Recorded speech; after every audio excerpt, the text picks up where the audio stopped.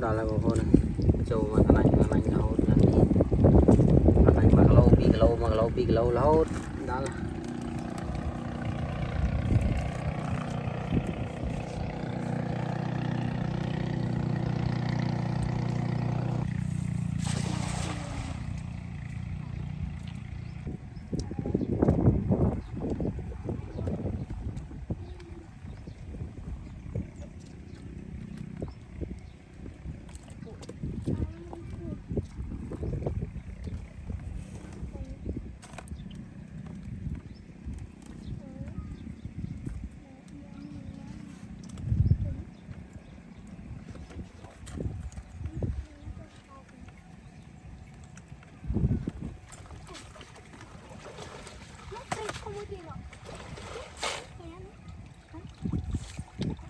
châu khát môi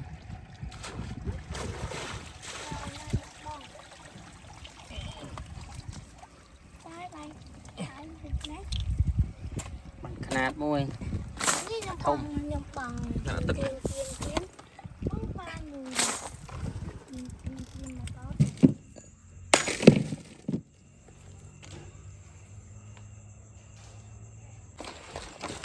hai chưa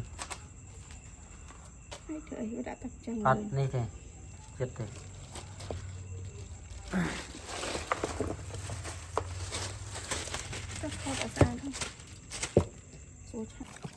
cái nhai ơi nhắm cả bật cút toàn ăn thò tiệt hả đấy này pin anh ấy pin này pi lang này anh ấy pin đây là vỡ cái lôi pin pi lang này thì và phay muôi rồi mà nó mọt rồi mà này thì phay muôi khai muôi thì con phay vào muôi chanh cho với nhảy là nghĩa thò đẹp với nhảy này thì mà phay mau lấy đâm buôn đâu vinh bình thung bình đi lang sốt mà sao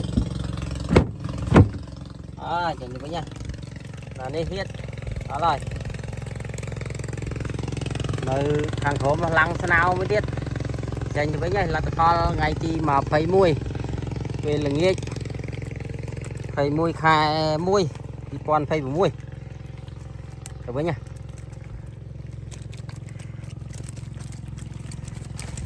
đấy nghe luôn quạt cặp bao ăn một cu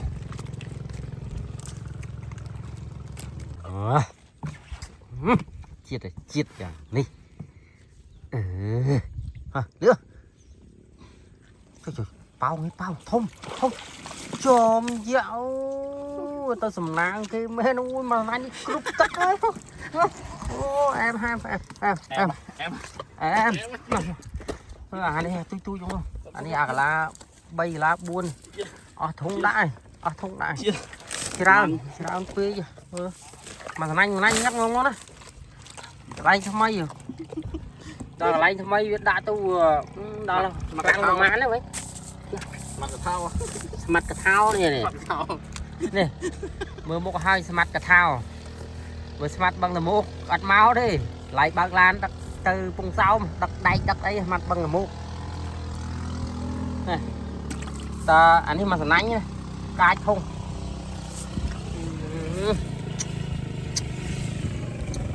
chiết dạng này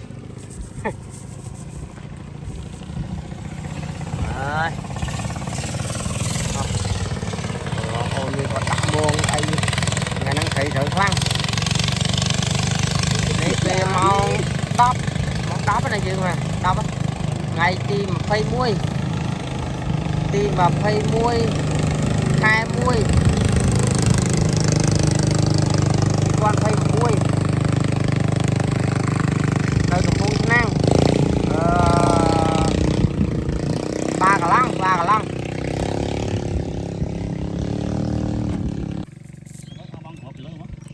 hạch băng khớp đây là trâu thế mấy lấy chết ôi vô biết ôi bông phôn mưa sờn Ở khăn ơi.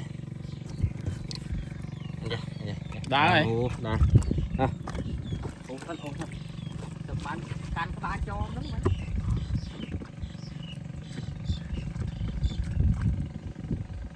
Cháu rồi. Cháu đang trái ấy, cháu này. Dạ mình.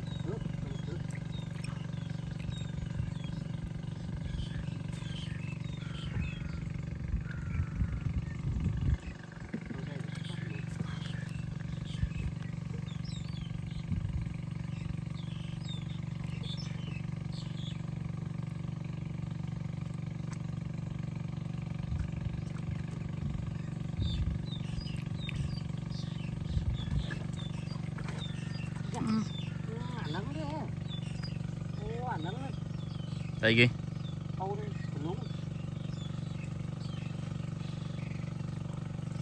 Măn đi rồi.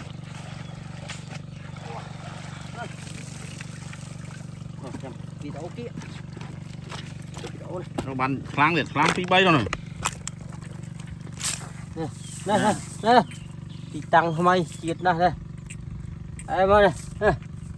Lung mình kháng mình có pel chay pel tum. Pel tum. Nè. Em ơi. Bây giờ. Bây giờ nó thông bây giờ nó thong lên nó thong lên rồi.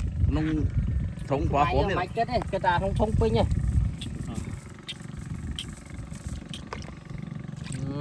Đó nè. Đó. Cuốn chỉ ra đúng không? Chầm mưa video vẫn to tiết. Cầm phép pin nghĩ cho mưa vừa drop lật pha bàn na.